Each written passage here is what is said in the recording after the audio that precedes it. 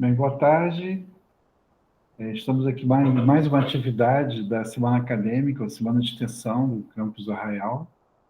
E hoje nós temos como convidado o professor Sérgio Oliveira. Ele vai se apresentar, vai falar sobre o tema, né, que ele trouxe aqui como proposta. E eu vou ajudar aqui na mediação, né? Então, na fala do Sérgio, eu peço que vocês anotem as suas questões, alguma pergunta, alguma consideração, e no final a gente abre para essas intervenções de vocês. Como a Shirley aqui já comentou, né, a gente vai ter um sorteio de um voucher para uma trilha aqui em Arraial do Cabo, né, para a participação de todos.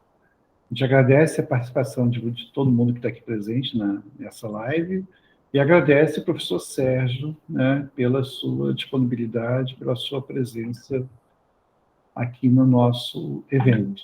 Tá? O professor Sérgio, ele é formado em filosofia, ele é professor da rede estadual, da rede FATEC, é professor aposentado da rede particular em Niterói, e cursa o mestrado em História Social na UERJ, na Faculdade de Formação de Professores. Mestrado não, desculpe, doutorado. O mestrado ele concluiu, está cursando doutorado na Faculdade de Formação de Professores da UERJ em História Social. Mas eu só fiz uma pequena apresentação, acho que o Sérgio pode complementar, né, e começar a introduzir o tema. Ok, Ricardo. Boa tarde a todas, né, e a todos. Primeiramente, eu é que agradeço o convite que me foi feito, porque eu estou sempre muito à disposição, quem me conhece sabe disso, tá?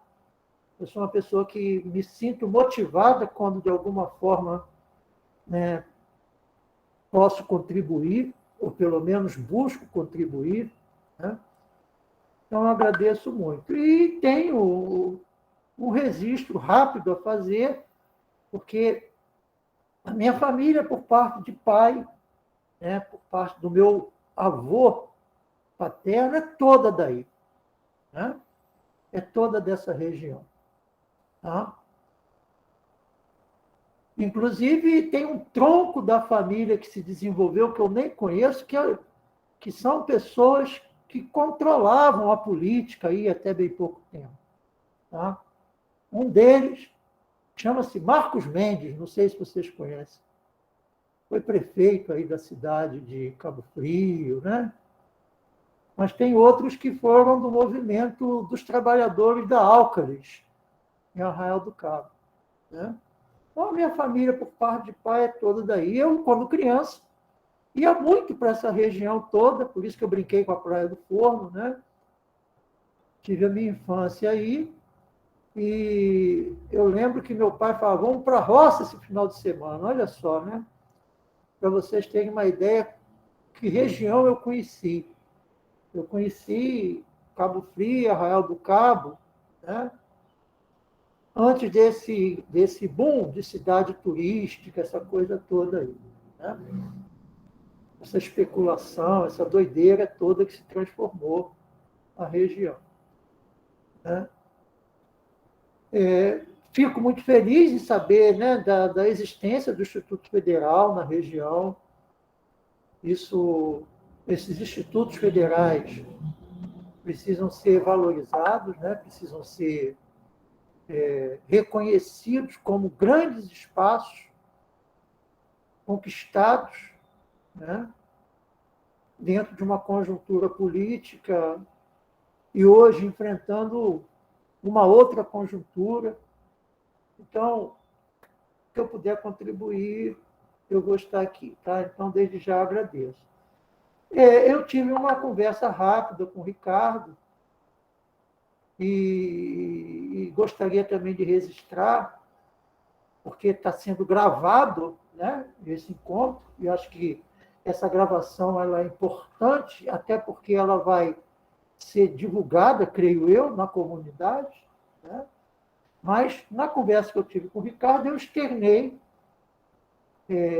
a minha preocupação, e agora a Chile até deu um esclarecimento, porque eu acho que toda semana acadêmica, todo seminário interno tem que ser abraçado pela comunidade escolar, né? E quanto maior o número de pessoas envolvidas, participando criticamente, é um ganho para a comunidade, né? E é um momento em que as pessoas podem refletir sobre currículo, sobre proposta pedagógica, sobre projetos interdisciplinares, né?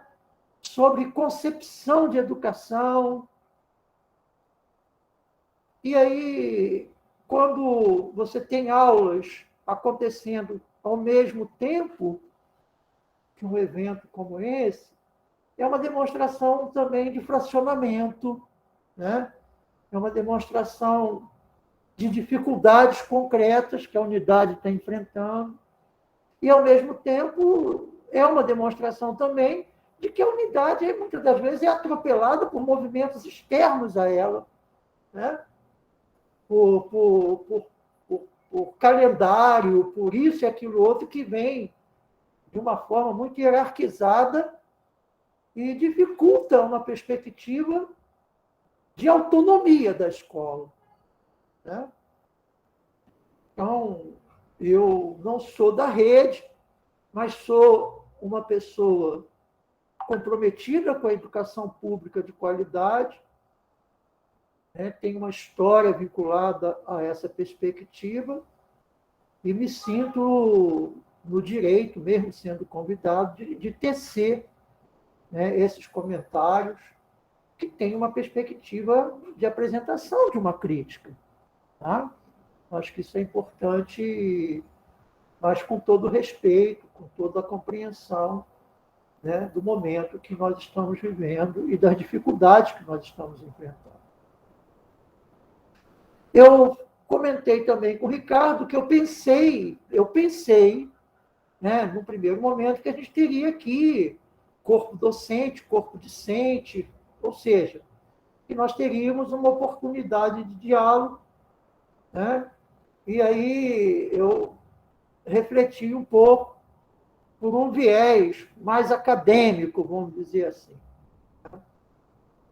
pautando uma intervenção numa obra intitulada, né? É uma obra que está à disposição, editada pelos editores associados, produzida por Demerval Saviani, um educador reconhecido, né, nacionalmente, até internacionalmente, um pensador da área de educação. Ele, com o Newton Duarte, escreveram uma obra chamada Conhecimento Escolar e Luta de Classes. Conhecimento escolar e luta de classes. A pedagogia histórico-crítica contra a barbárie. A pedagogia histórico-crítica contra a barbárie. Foi uma das obras que eu busquei, né, para fazer uma orientação da minha exposição a vocês, tá? O outro texto é esse aqui, é um texto antigo, tá? Mas tem muitas questões atualizadas, que se chama A Face Oculta da Escola. A Face Oculta da Escola, do Mariano Inguita, que é também um pensador, um estudioso, né,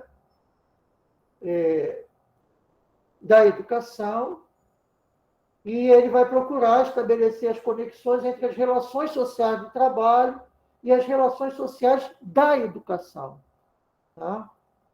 Da prática educativa. E tem especificamente um capítulo, que foi o capítulo que eu busquei, né, rever, dar uma lida nele, que é o capítulo que ele vai falar da contribuição da escola, que é a segunda parte, né, do livro, e ele vai ter uma preocupação de falar especificamente do professor e do papel do professor enquanto trabalhador dentro desse espaço, né?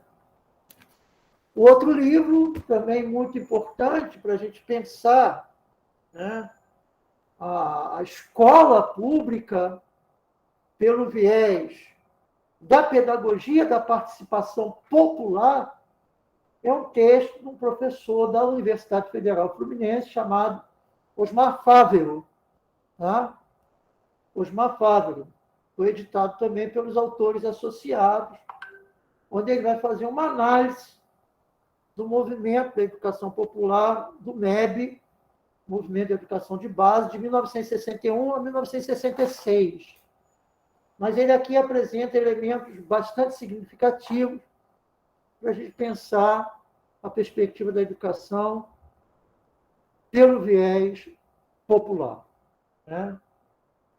E aí, o conceito popular aí deve ser entendido como o povo trabalhador, o povo que vive das relações assalariadas, né?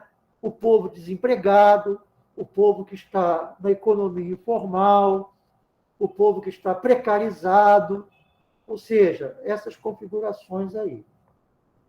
E, por último, um outro texto que eu busquei para fazer, né, a orientação aqui da intervenção é um texto do Pistrac, não sei se vocês conhecem, Pistrac, Moshe Pistrac, é um pedagogo que compôs um conjunto de pensadores da educação num período riquíssimo, que é o período da Revolução Russa, do início ali da Revolução Russa, e a construção do processo nos primeiros anos pós-revolucionários. Tá?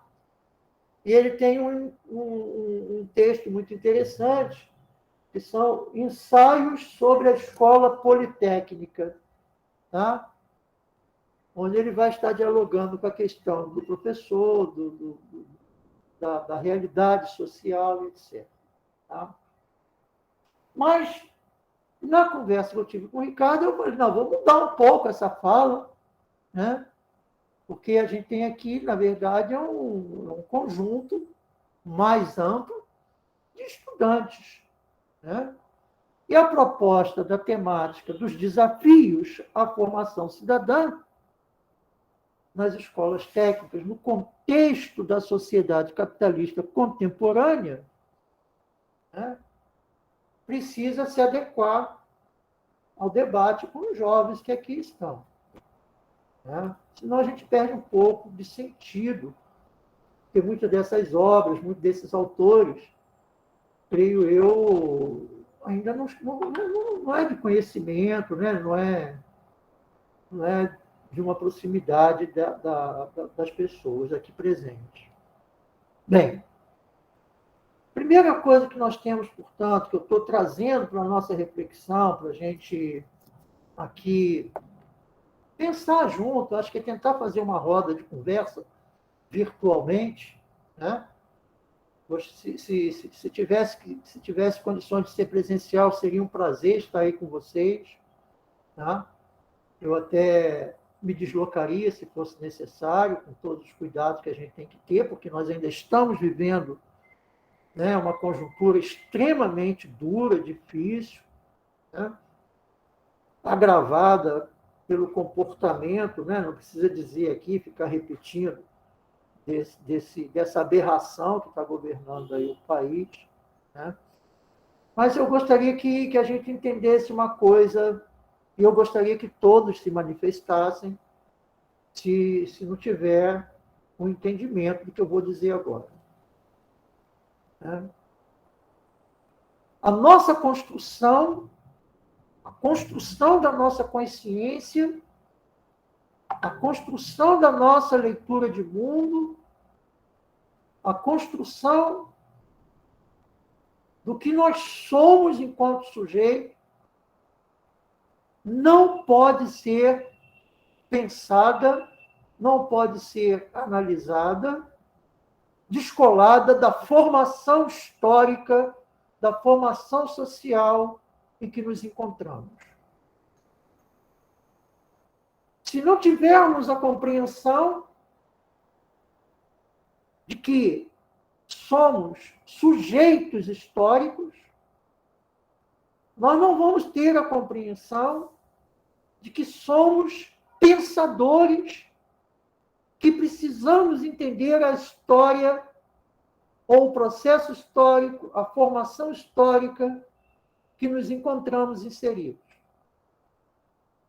E se não tivermos essa compreensão de que somos pensadores, somos críticos, somos filósofos, como dizia, né, o Gramsci, todos nós somos filósofos, o homem é um ser pensante, mas o filósofo no sentido de pensar a historicidade, pensar a história, pensar o que representa a história no processo da formação social que nos encontramos inseridos.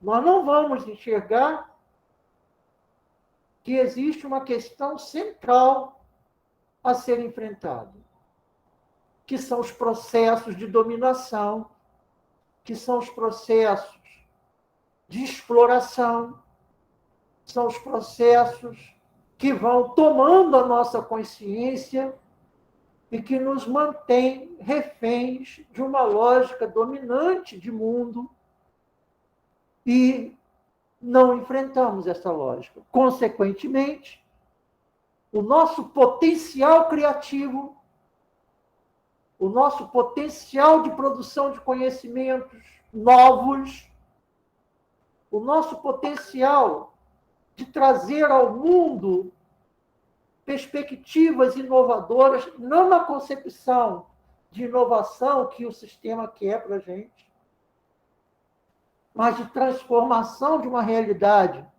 para que aprofundemos uma perspectiva de mundo com justiça social, com respeito à natureza, nos entendendo como natureza antes de sermos humanos, né?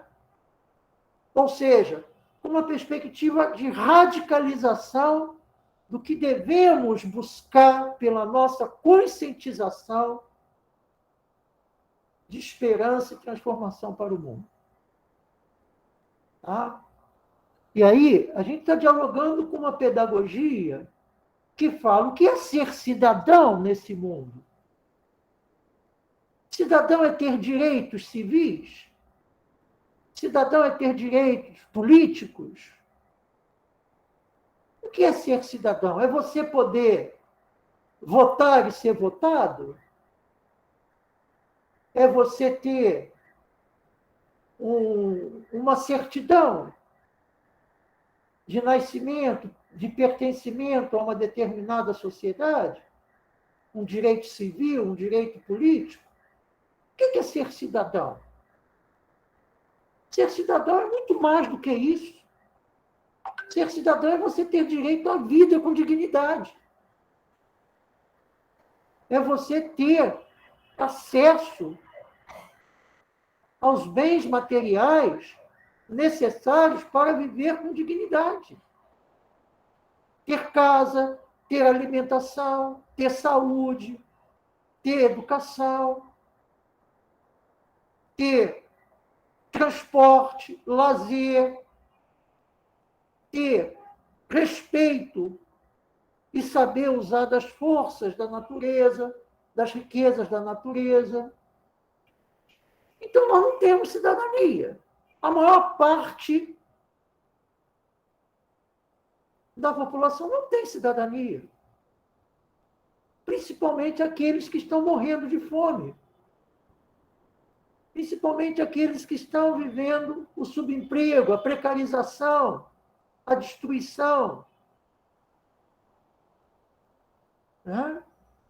E aí, a escola, a instituição escola é um espaço que tem que ser visto e privilegiado por todos que o compõem como um espaço de reflexão sobre essa formação social, histórica, que nós estamos inseridos, que nós denominamos de formação social capitalista.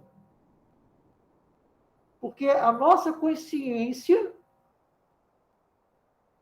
a nossa capacidade de pensar, a nossa capacidade de analisar, a nossa capacidade de interpretar, se não estiver voltada para a compreensão dessa formação histórica, nós vamos simplesmente vivê-la reproduzindo-a. Vamos continuar a viver numa perspectiva de alimentação de uma concepção de mundo que está trazendo para o conjunto da humanidade um grau de dramaticidade, de destruição, de morte, de violência profunda. Porque não há uma visão cidadã. Nós não pertencemos a essa formação social. Ela nos foi colocada por sujeitos que enfrentaram uma concepção de mundo, que era a concepção medieval, né? E, no seu tempo histórico, foram construindo essa concepção que nós chamamos capitalista, extremamente pautada no individualismo, extremamente pautada numa lógica de mercadoria, de competição desenfreada, de uma mentalidade que se coloca como superior e capaz de resolver todos os problemas, uma razão doentia, né? Numa concepção de ciência que se apresenta como uma religião, como se a ciência fosse capaz de resolver todas as desgraças do mundo, né? Uma ciência que precisa ser repensada também no seu fazer, na sua ética, na sua perspectiva de existência,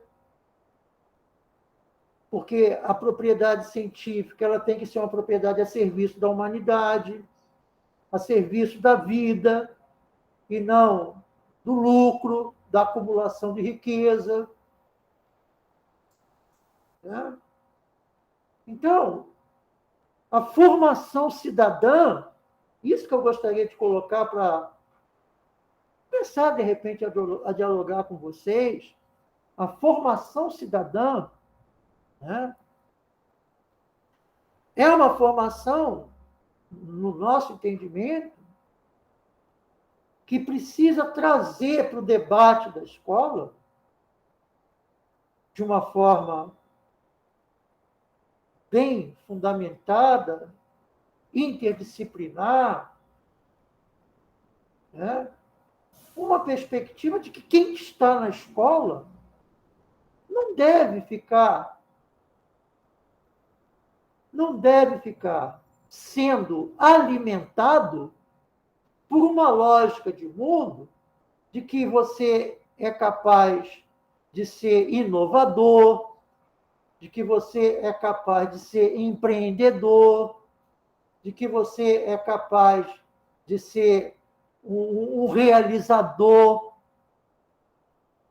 que vai melhorar a sua condição de vida.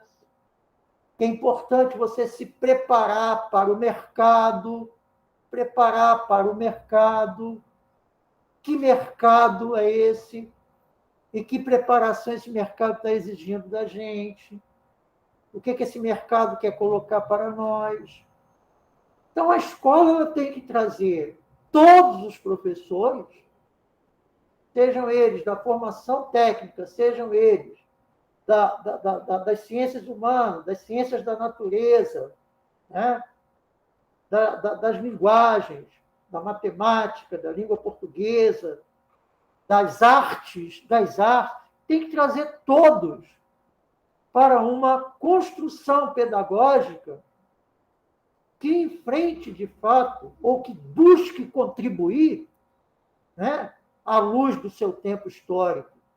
Eu acho que é mais apropriado falar que busque dar a sua contribuição a uma lógica de vida e não de morte. A uma lógica de vida, portanto, significa produzir conhecimento que esteja voltado para enfrentar as desigualdades sociais, a destruição do meio ambiente, a desvalorização das culturas tradicionais, né?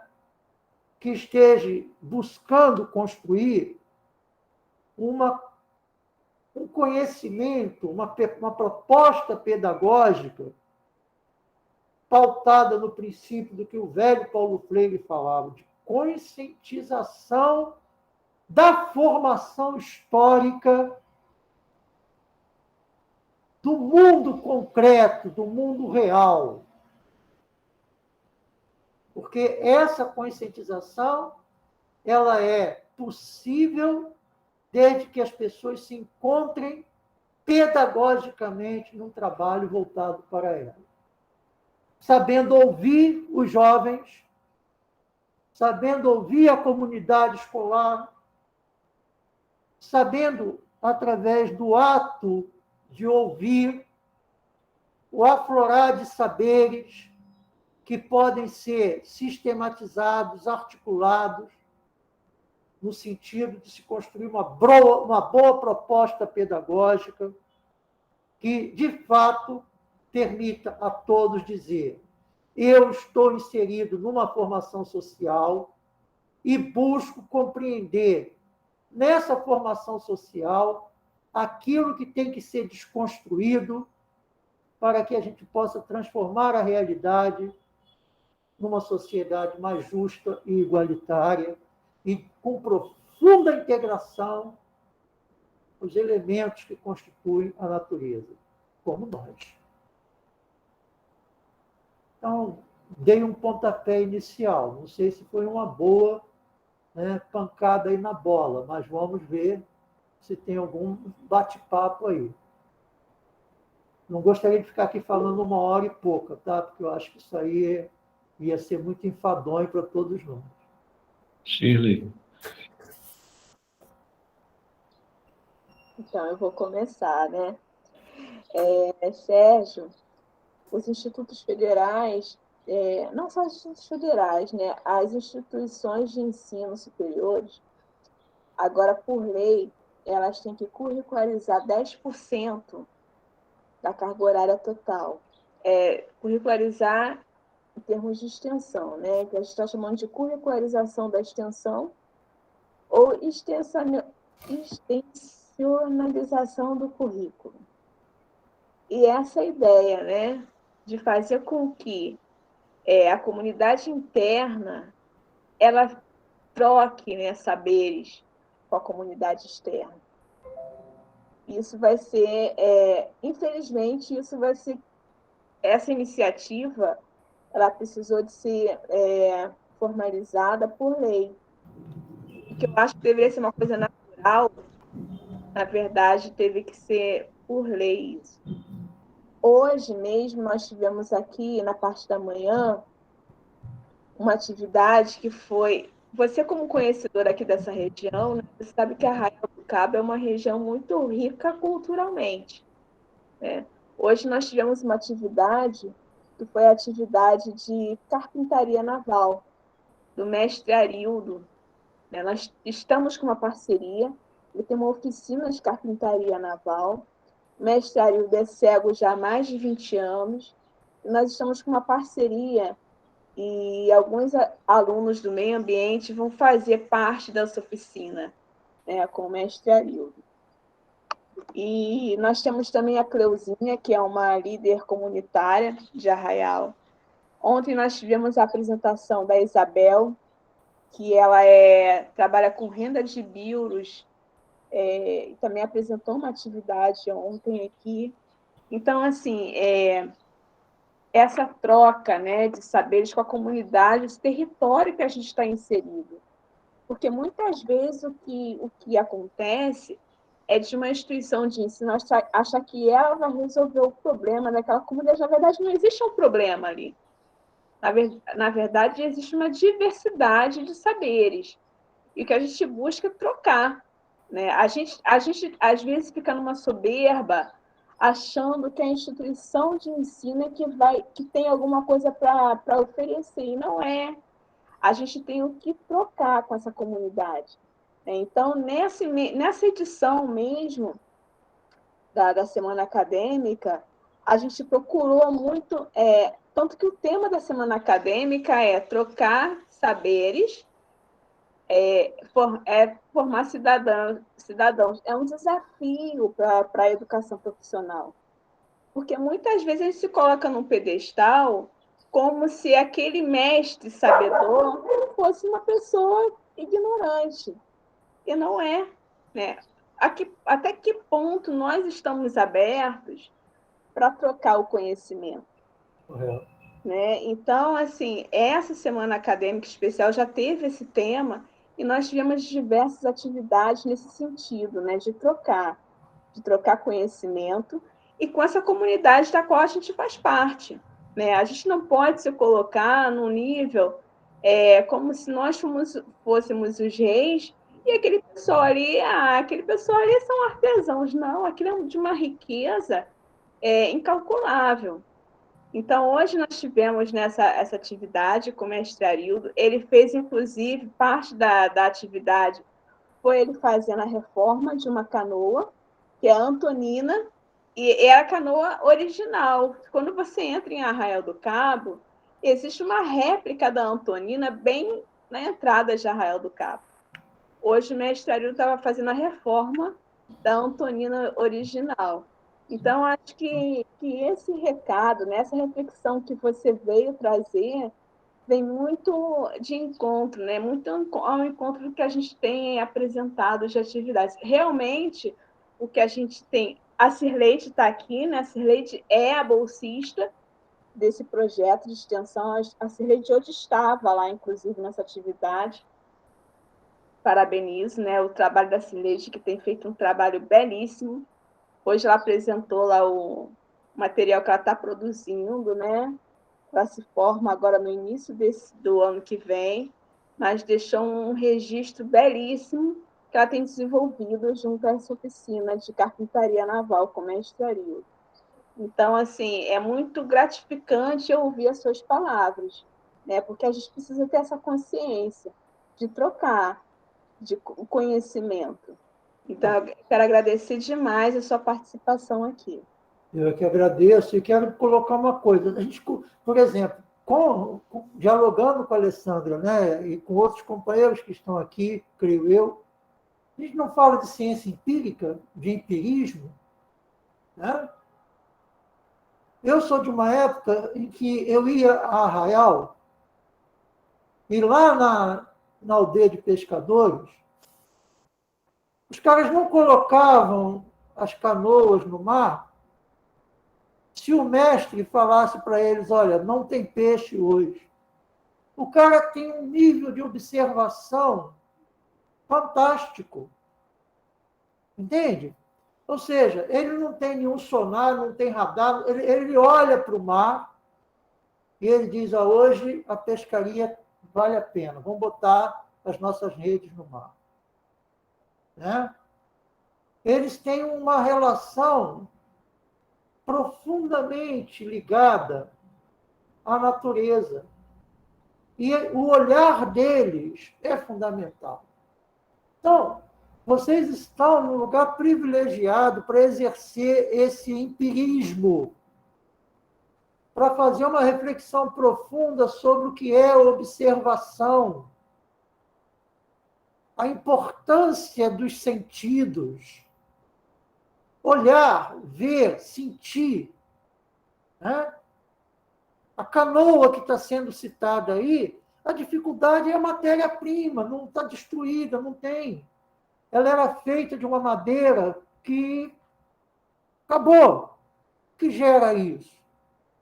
Uma especulação imobiliária, desmatamento, destruição desenfreada, com o nome de desenvolvimento. O desenvolvimento que, por exemplo, destruiu vários saberes, que pode o povo da história, da ciência, das artes estar recuperando, buscando a identidade. As jovens, a Shirley, né? Eu não sei qual é o trabalho dela, mas assim, só o fato dela estar em contato com essas pessoas, a possibilidade que ela tem de troca de saberes, de apreensão de conhecimento, de leitura de mundo, para entender o que é barbárie que nós estamos vivendo está gerando, e se colocar enquanto ser humano no enfrentamento a essa lógica de barbárie, isso é fundamental. Entende? Então, assim, eu acho que o projeto pedagógico, dialogando com o que você colocou, o projeto pedagógico ele tem que começar por essa leitura, entende? Por essa relação com a leitura da formação social. Porque aí nós vamos, por exemplo, como que eu vou trabalhar a química, né? Dialogando com o Alessandro? Nessa atividade, Para alimentar uma lógica de produção de conhecimento voltada para manter firme e forte esse monstro de mercado, né? Que alimenta uma perspectiva destrutiva, ou eu vou pensar a ciência a serviço de uma nova concepção de mundo. Isso não quer dizer que você vai abandonar o quê? O potencial criativo, o potencial de investigação, de pesquisa. Mas esse jovem tem que travar essa discussão, entende? Ele não pode pensar que vai fazer ciência para enriquecer, me tornar, né, você ficar bem na vida.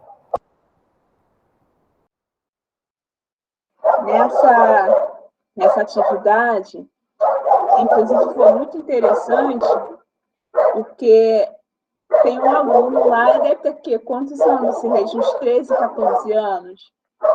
Ele estava fazendo a relação daquela canoa que ele mesmo construiu ali com o mestre Arildo, com a parte de hidrostática da física. Então, ele conseguia entender, ele fazia os cálculos, mas ele estava ali vivenciando aquilo. Então, mas o peso, a massa, ele conseguia fazer uma relação muito mais clara do que só pegar um livro, pegar um tablet, uma internet, um celular e ficar estudando só teoria. Aquele jovem, aquilo vai entranhar dentro deles de uma forma muito clara do que só para fazer uma prova. Ele consegue entender o conceito, mas observando aquele material que ele fez, né? E é assim interessante porque são duas gerações muito distantes. O mestre Arildo deve estar com o quê? Mais de 70 anos, e esse garoto com 13 ou 14 anos. Né? E ele está ali vivenciando aquilo, uma criança que hoje normalmente está presa num tablet ou direto numa televisão, aquela criança está ali aprendendo na prática a parte de hidrostática, de hidrodinâmica e vivenciando aquilo. Então foi assim muito muito interessante. Essa é uma das parcerias assim que E vocês estão rompendo com uma concepção de merco-escola. O que é a merco-escola? É um conceito que precisa ser refletido. É a escola que não tem autonomia, que o seu projeto pedagógico não é o seu projeto pedagógico, mas é um projeto submisso ao mercado.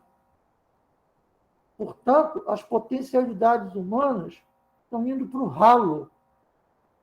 Ou então vive o mito, a fantasia, a idealização de que eu vou me dar bem estudando, fazendo isso. Mas se dar bem significa que eu vou ser um empreendedor, eu vou ganhar dinheiro, eu vou ter isso, aquilo, outro, entendeu?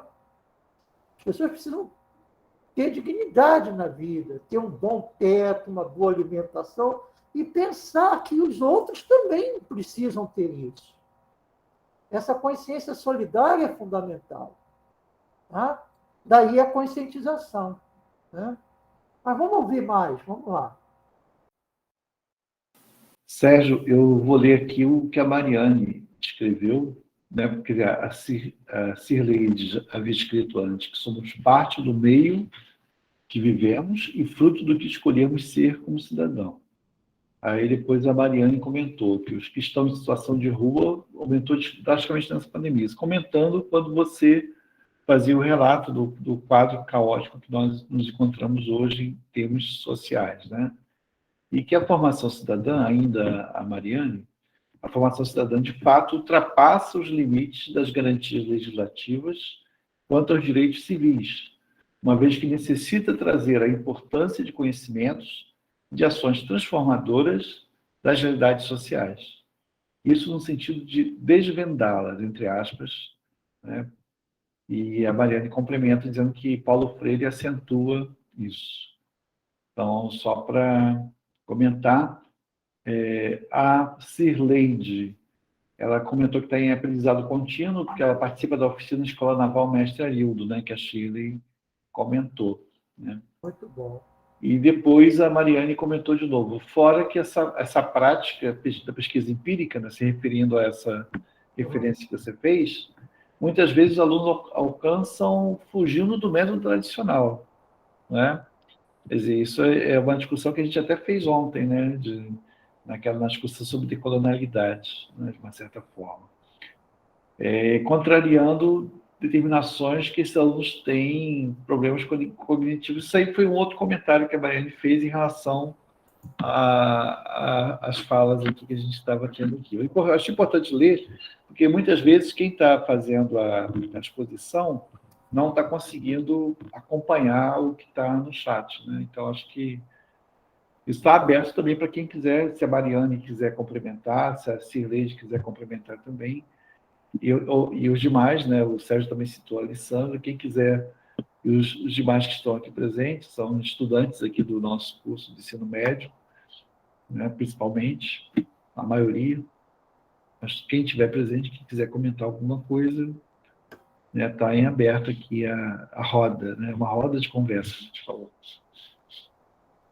Alguém gostaria de falar ou complementar? Uma outra atividade que teve ontem, que foi com a professora Cida.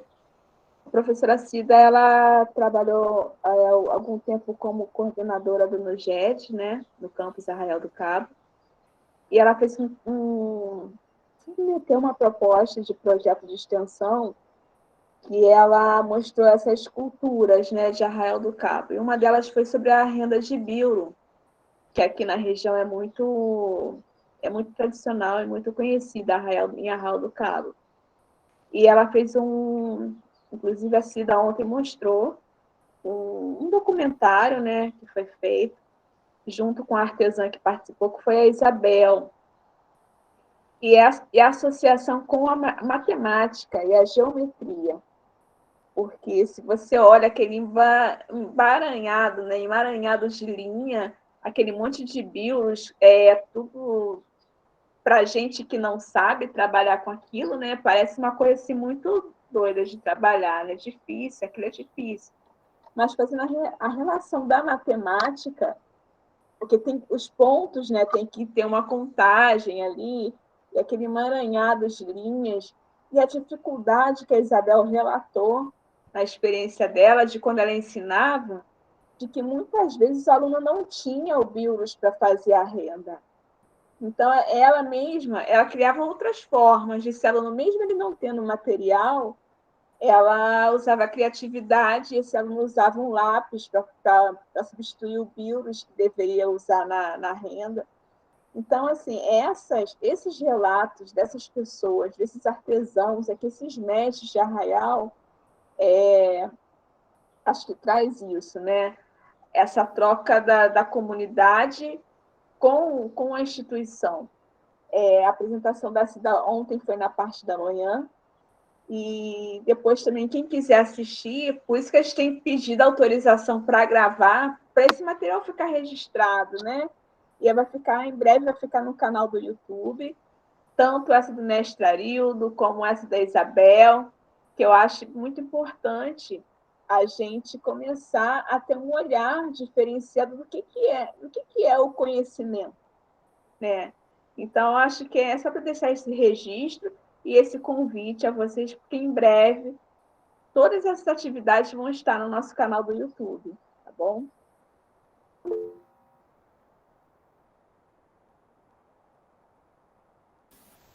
Celeste está fazendo uma pergunta para você, Shirley.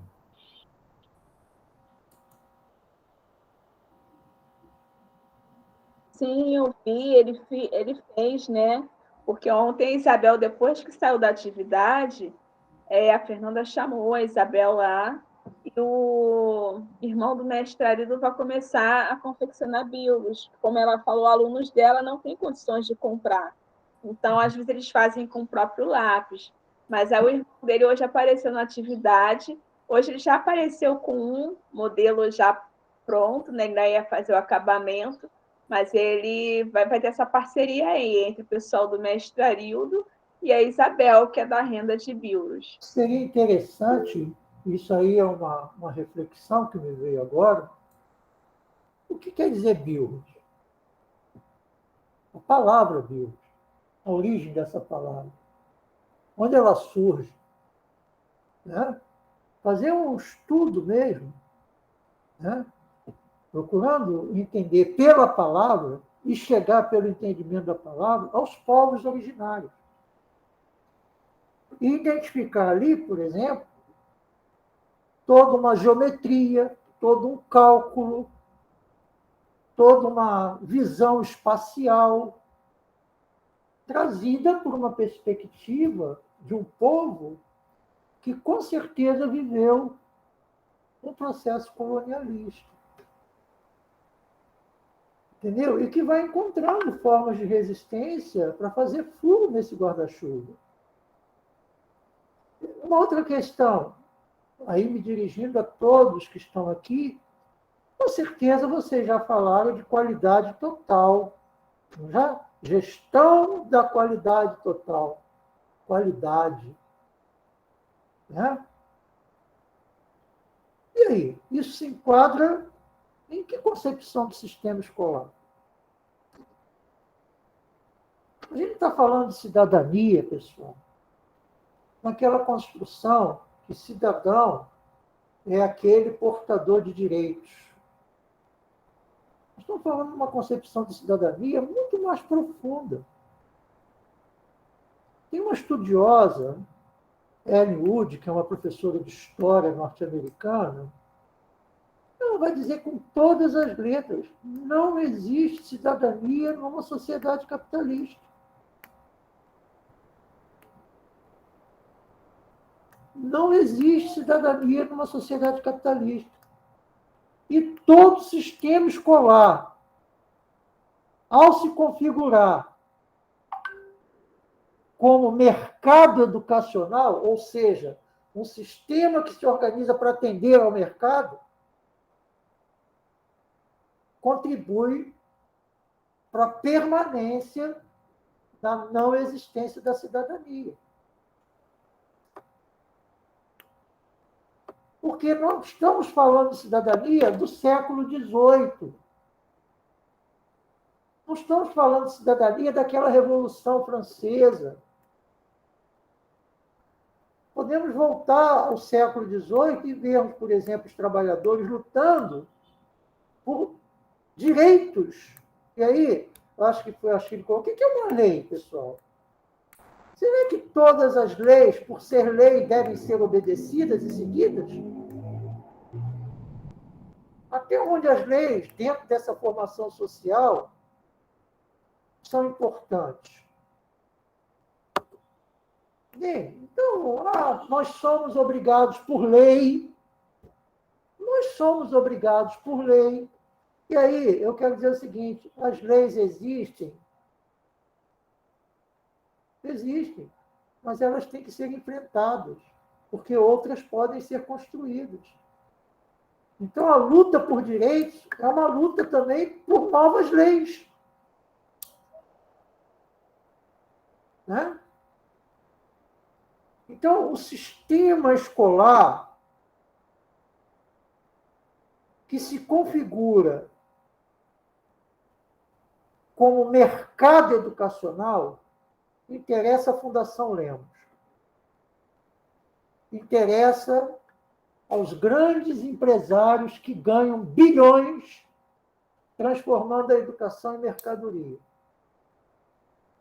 E se os institutos federais, as escolas públicas, embarcarem nessa coisa de uma legislação para atender o mercado, vai ficar claro que esses institutos federais estão sendo tomados pela lógica privatista da educação. Portanto, a cidadania está indo por terra e a garotada que está aqui está sendo enganada que vão viver uma vida cidadã. Eles podem, sim, conseguir um emprego, ter um dinheirinho no banco, comprar a sua casa, viver com conforto, mas, quando olharem para trás, vão ver que muitos dos teus colegas estão amíngos, desempregados, precarizados, destruídos por essa formação social. Porque hoje seria uma grande mentira dizer para a garotada, olha, estudar para ter trabalho, emprego. Num mundo que desemprega estruturalmente as pessoas. Num mundo em transformação que despreza o ser humano e a vida.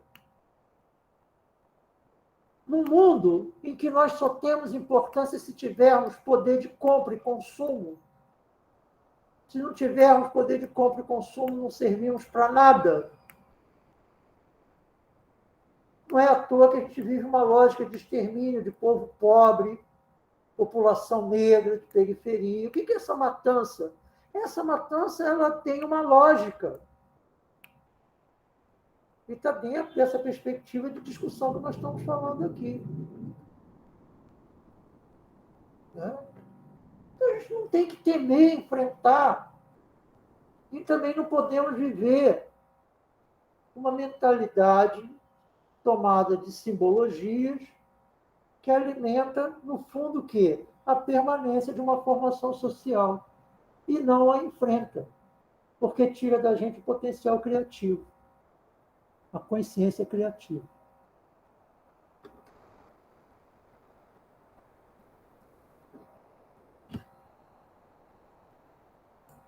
Sérgio, eu acho que importante você ter comentado sobre essa questão do papel da rede federal, porque eu acho que é importante comentar isso para os estudantes que estão aqui presentes, né?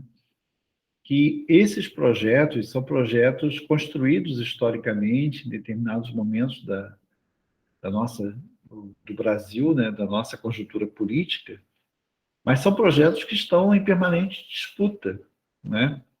Eu, às vezes, comento em sala de aula que, se não fosse os governos do PT, né, por mais que muita gente torça o nariz para isso, por causa do que foi construído a nível da mídia, mas se não fosse a eleição de Lula em 2002, sua posse em 2003, e esses 13 anos que nós tivemos do PT, os institutos federais não existiriam, simplesmente.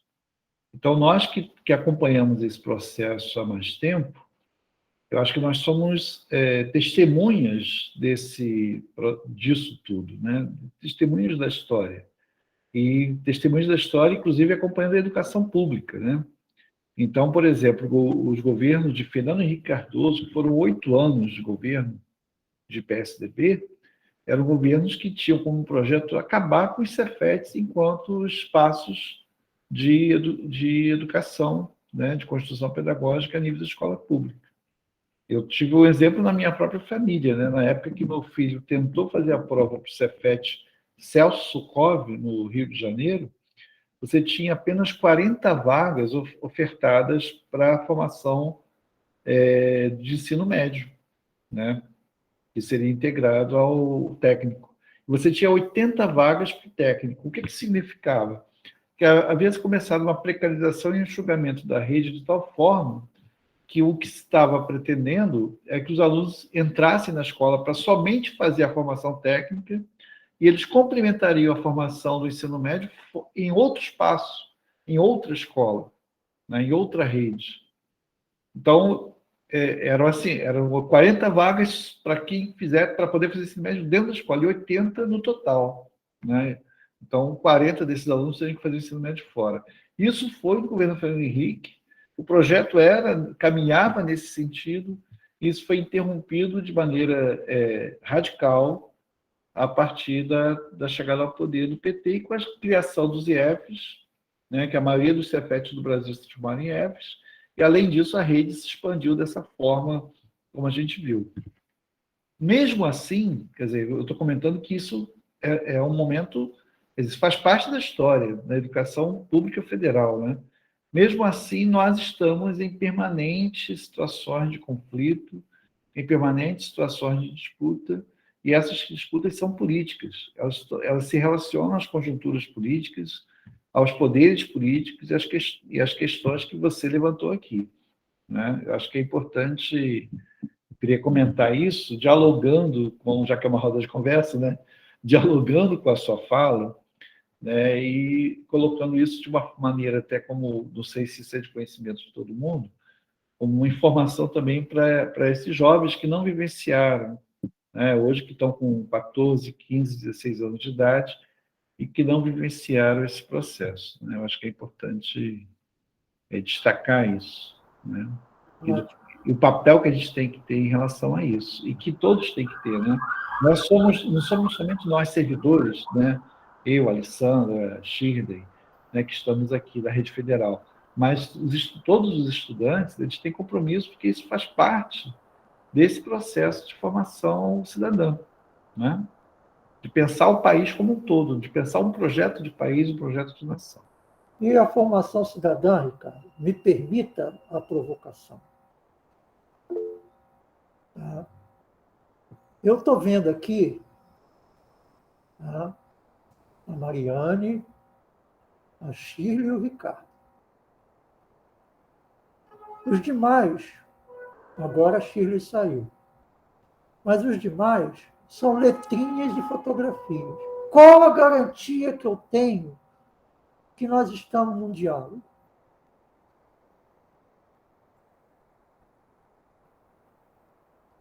Entenderam o que eu estou colocando? O que eu estou querendo dizer com isso é que nós estamos tão impregnados de uma mentalidade ruim, onde a gente não está sequer se respeitando no diálogo, no encontro, na troca. Olha, essas tecnologias que nós temos à nossa disposição hoje, elas não são nossas, isso está claro. Mas será que nós estamos sabendo fazer uso dessas tecnologias a nosso favor?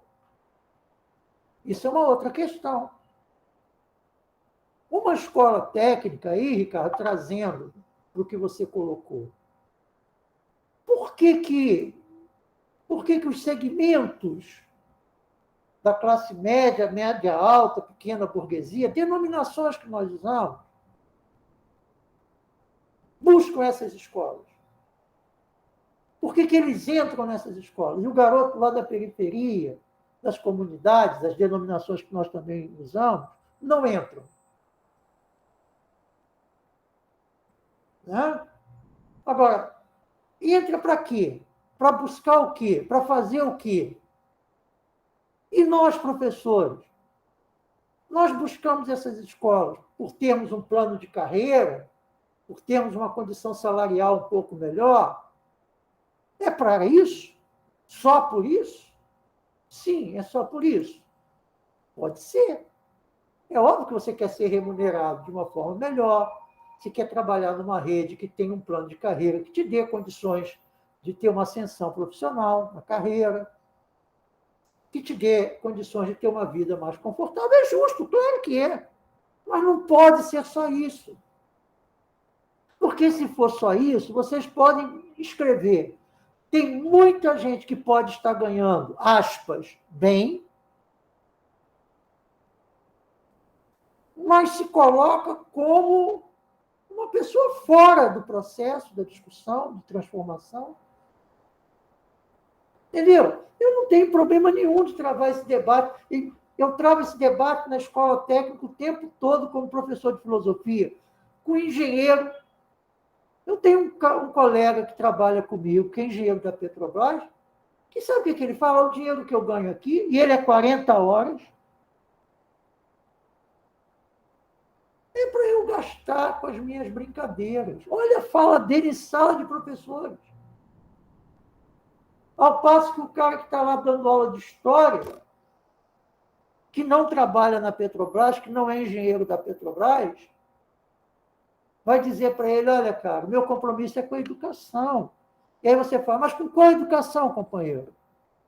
Uma educação reprodutora, repetitiva, ou uma educação que realmente alavanque uma escola pública de qualidade? Os institutos federais precisam que os nossos meninos de periferia, pobres, negros, tenham também direito ao acesso.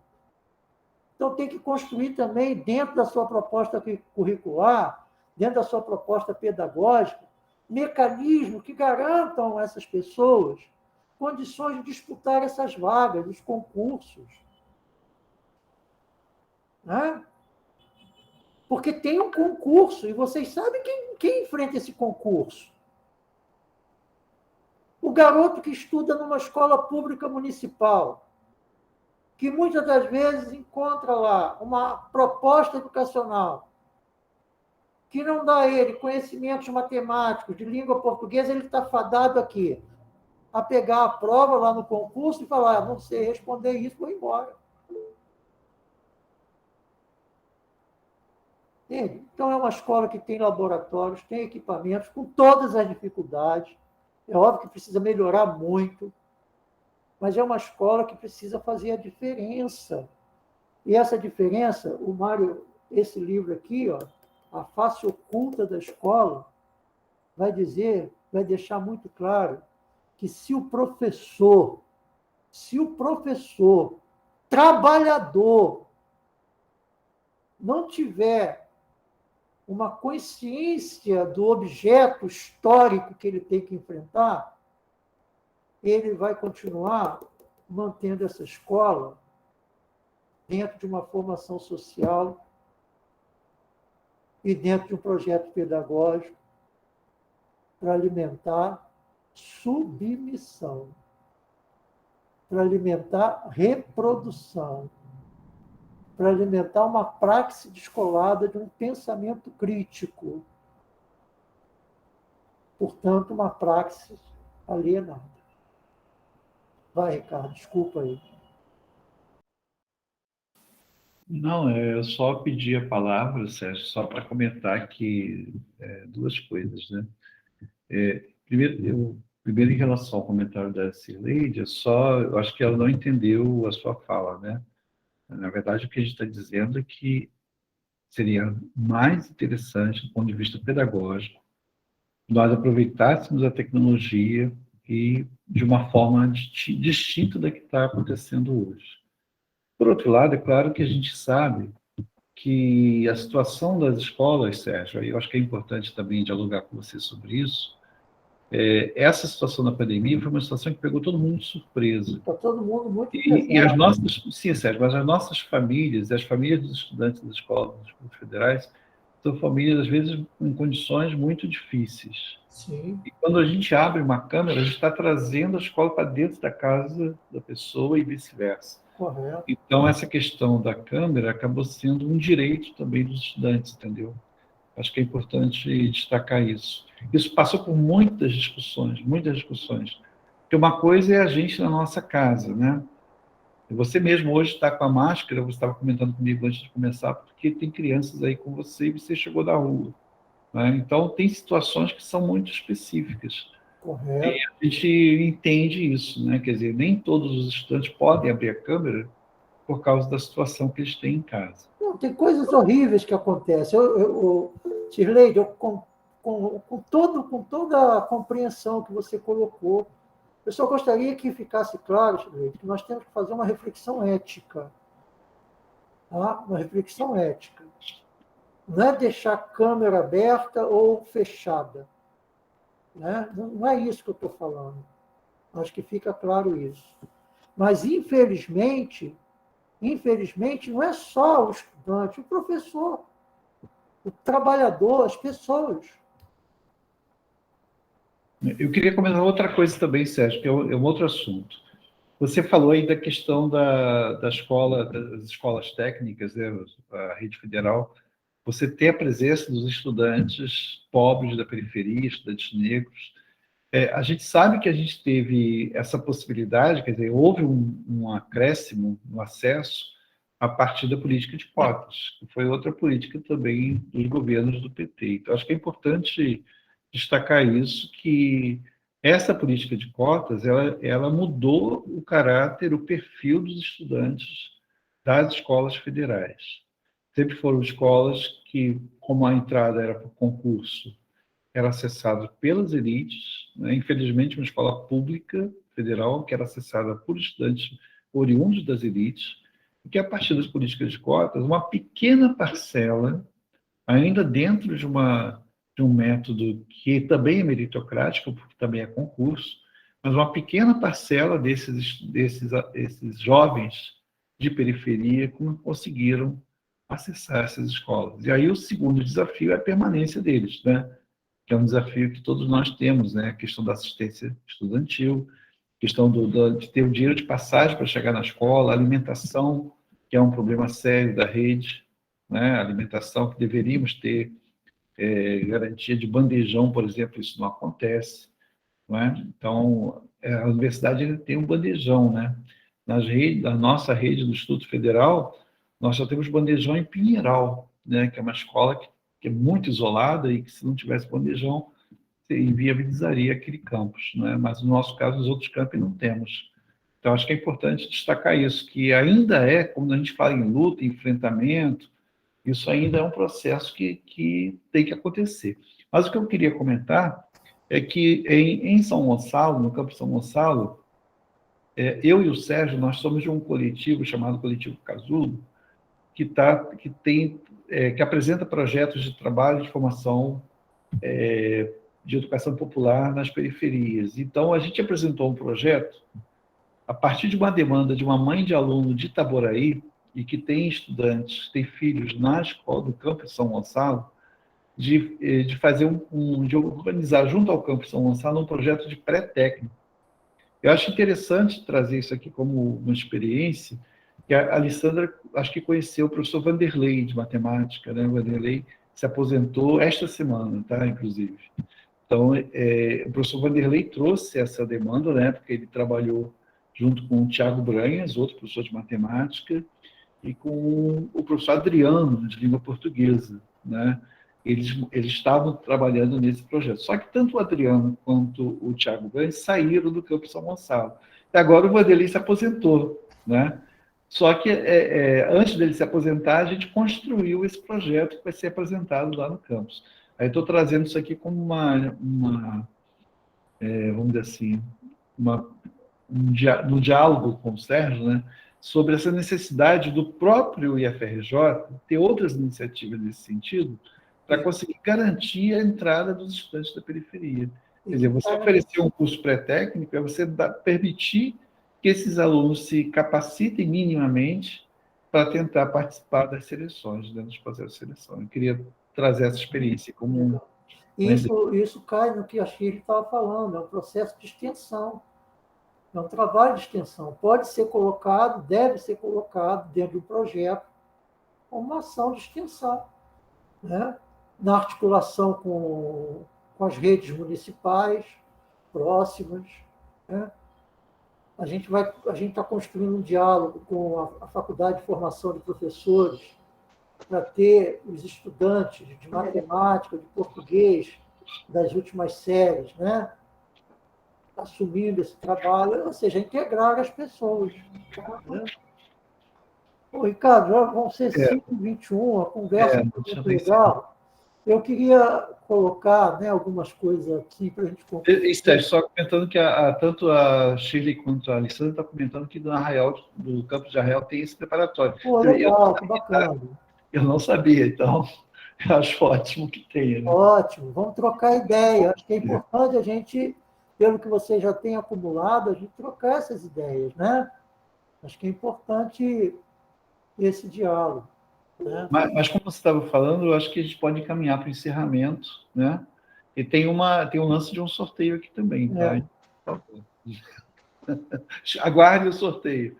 Mas pode falar, Sérgio, desculpa, te cortei. O que eu estou colocando é o seguinte, queria colocar para concluir, até em cima da fala, né? Da escrita da Shirley, né?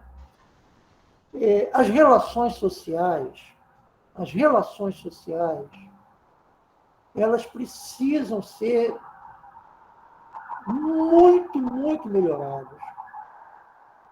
Nós estamos encharcados de uma concepção profundamente individualista. E as relações sociais devem ser melhoradas pela reflexão ética. Pela reflexão ética. Então, dentro de tudo que nós falamos aqui, tem a ética, a reflexão ética. Né? Para que a gente entenda que é possível uma mentalidade solidária, é possível uma convivência respeitosa, é possível o desenvolvimento das potencialidades humanas, voltadas para uma outra perspectiva de mundo e sociedade. É possível muitas coisas, mas que a gente tem que estar presente. Presente. Criticamente presente. E quando eu falo criticamente presente, nós temos que lutar para não reproduzir coisas. Saber até que temos que não partimos do zero, não partimos do nada. Temos que saber ler e não repetir as leituras, mas buscar nessas leituras ferramentas que possam nos ajudar a fazer com que, de fato, a escola se organize em torno de um projeto pedagógico, um projeto construído pelo chão da escola e que esteja para dar a sua contribuição contra essa barbárie que aí está. E uma das coisas centrais no enfrentamento da barbárie é entendermos que nessa história nós temos que enfrentar o individualismo, nós temos que enfrentar o egoísmo, nós temos que enfrentar as mentiras, nós temos que enfrentar um inconsciente coletivo simbólico que nos mantém refém dessa formação social como se ela fosse o fim da história e que toda a humanidade está fadada a vivê-la. E aí a gente não avança na luta por uma cidadania, por igualdade social. Obrigado, Sérgio. Agradecemos aqui a sua disponibilidade, a sua participação, a sua intervenção, tá? E Shirley, você quer comentar alguma coisa ou a gente já pode passar para o sorteio?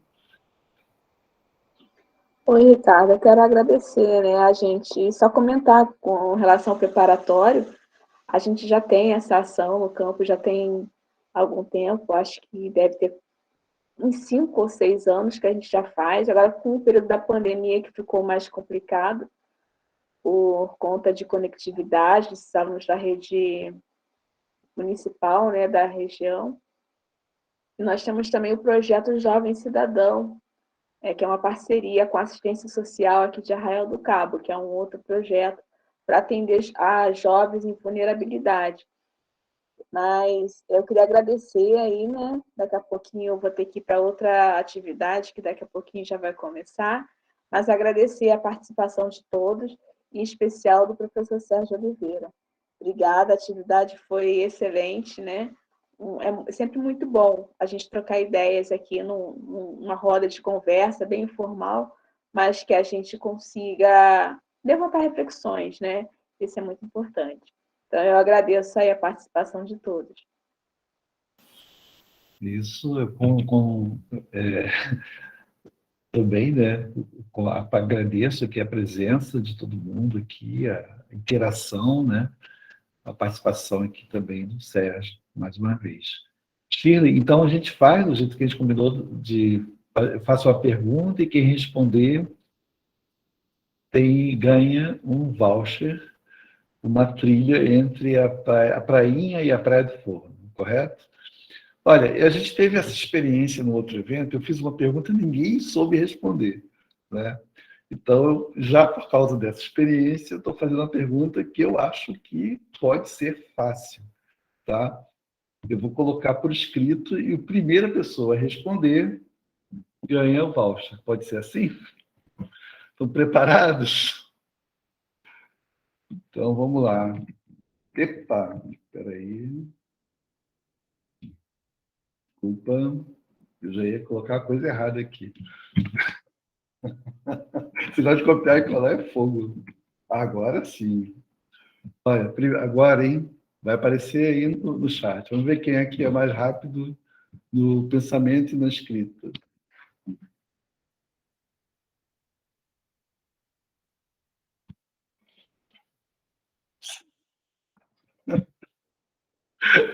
Olha, essa foi fácil demais, não foi não?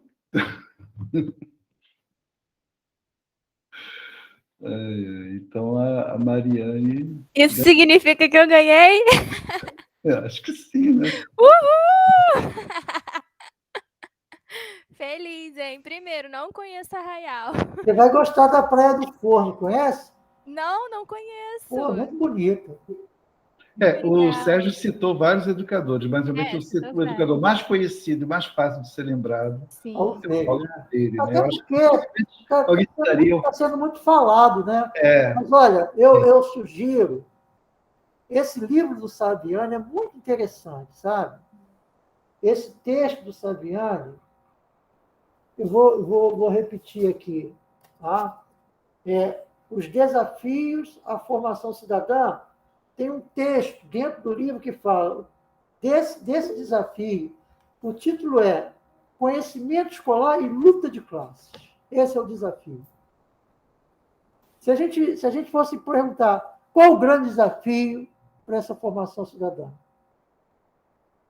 Trazer para a escola esse debate. Nós não podemos temer esse debate. Ele é duro, mas ele é necessário. Então, obrigado mais uma vez, Sérgio. A gente já estourou nosso tempo. Como a Shirley comentou, a gente vai ter outra atividade agora no mesmo horário, né? Um abraço para vocês, um prazer. Parabéns, Mariane. Obrigada. Obrigado mais uma vez, Sérgio. Obrigado a todos vocês que estão aqui até agora e participaram da nossa atividade. Estou à disposição de vocês, tá? Obrigado. Professor Sérgio, foi um prazer conhecê-lo, hein? Igualmente, Mariane. Muita paz aí para você, tá? Igualmente, viu? Tchau, tchau. Próximo. Bom dia.